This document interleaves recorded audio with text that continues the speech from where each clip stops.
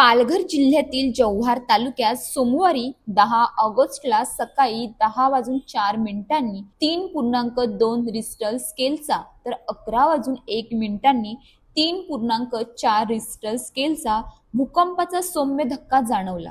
डेंगाची मेटसह जव्हार तालुक्यातील काही भागात धक्के जाणवल्याने नागरिकांमध्ये भीतीचे वातावरण निर्माण झाले. काही घरांना तडे गेल्याची माहितीही समोर आली आहे. या घटनेची प्रशासनाने तातडीने दखल घेतली असून पालघर जिल्ह्यासाठी NDRFची टीम तत्पर करण्यात आली आहे. नागरिकांनी घाबरून न जाता सतर्क राहावे यासाठी प्रशासन आणि NDRFच्या वतीने गावागावात जनजागृती व मार्गदर्शन सत्रे सुरू करण्यात आली आहेत. डेंगाची मेट गावापासून या मार्गदर्शन मोहिमेला सुरुवात करण्यात आली. भूकंपाच्या वेळी नेमकी कोणती काळजी घ्यावी, घरामध्ये असताना काय करावे, घराबाहेर असताना कोणती खबरदारी घ्यावी, तसेच कुटुंबातील सदस्यांच्या सुरक्षितेसाठी कोणत्या उपाययोजना कराव्यात याबाबत NDRFच्या पथकाकडून नागरिकांना मार्गदर्शन करण्यात आले. यावेळी प्रत्यक्ष प्रात्यक्षिकेही करून दाखवण्यात आली. दरम्यान मार्गदर्शन सुरू असतानाच परिसरात पुन्हा एक सौम्य धक्का जाणवल्याने नागरिकांमध्ये काही काळ भीतीचे वातावरण निर्माण झाले. मात्र या परिस्थितीतही नागरिकांना शांत राहण्याचे आवाहन करण्यात आले. घाबरू नका, सतर्क राहा. भूकंपाच्या पार्श्वभूमीवर नागरिकांनी अफवांवर विश्वास ठेवू नये. प्रशासन आणि NDRFची टीम परिस्थितीवर लक्ष ठेवून असून नागरिकांच्या सुरक्षितेसाठी आवश्यक उपाययोजना करण्यात येत आहेत. त्यामुळे घाबरून न जाता सतर्क राहा आणि स्वतःची तसेच आपल्या कुटुंबाची काळजी घ्या, असे आवाहन प्रशासनाच्या वतीने करण्यात आली आहे. जव्हारसह संपूर्ण पालघर जिल्ह्यात भविष्यात अशा प्रकारची घटना घडल्यास नागरिकांनी घाबरून न जाता प्रशासनाच्या सूचनांचे पालन करावे. आपत्कालीन परिस्थितीत नागरिकांना योग्य मार्गदर्शन मिळावे यासाठी NDRF आणि स्थानिक प्रशासनाकडून जनजागृती सुरू करण्यात आली आहे. न्यूज पोलीस रिपोर्टर ईश्वर मुकणे, जव्हार. सध्या पालघर जिल्ह्यामध्ये जव्हार तालुक्यामध्ये रात्री डेंगाची मेट या गावी एक सौम्य धक्का लागला आणि सगळीकडे भीतीचं वातावरण झालं. त्या अनुषंगानं प्रशासनानं तात्काळ दखल घेऊन प्रशासन तथा NDRFची टीम या डेंगाची मेट गावी आज या ठिकाणी संपन्न झाले. मार्गदर्शन सत्र या ठिकाणी डेंगाची मेट गावाला झालंय.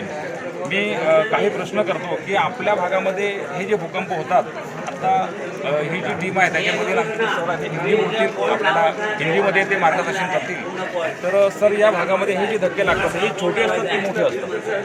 हाँ, ये तो 3.2 या 7 का है कि बहुत छोटा धक्के हैं, लेकिन इन धक्कों के कारण भी कुछ ना कुछ कैजुअलिटी हो सकती है.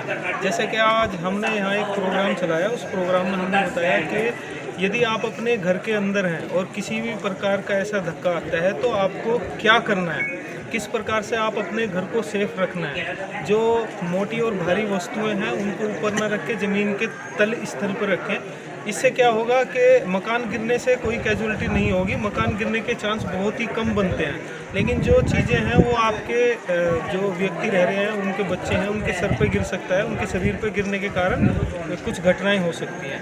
साथ के साथ आज के प्रोग्राम में हमने बताया कि यदि किसी को किसी प्रकार की चोट लगती है तो उसका जो रक्त स्राव है, खून को बहने रोकने के लिए सबसे अच्छी पद्धति क्या है.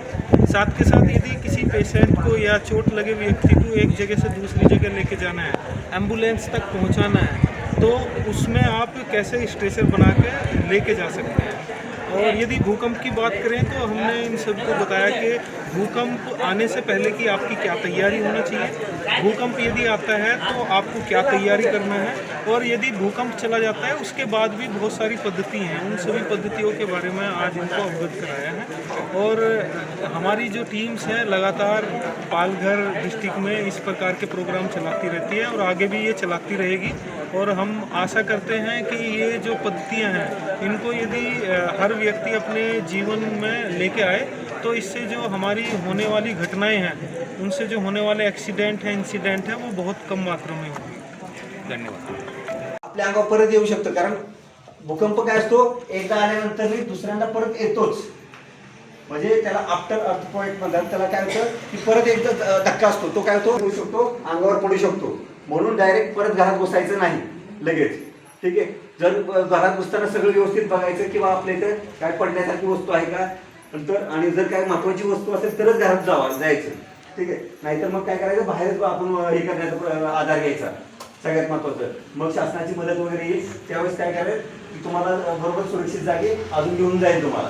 तोपर्यंत तुम्ही स्वतःहून धाडस करायचं नाही की आपण काय होत नाही मी बरेच भूकंप होईल असं करून धाडस पण नाही करायचं जास्त. अशाच ताज्या बातम्यांसाठी आमच्या न्यूज पोलीस रिपोर्टर चॅनलला लगेच सबस्क्राईब करा आणि बेल आयकॉन दाबायला विसरू नका.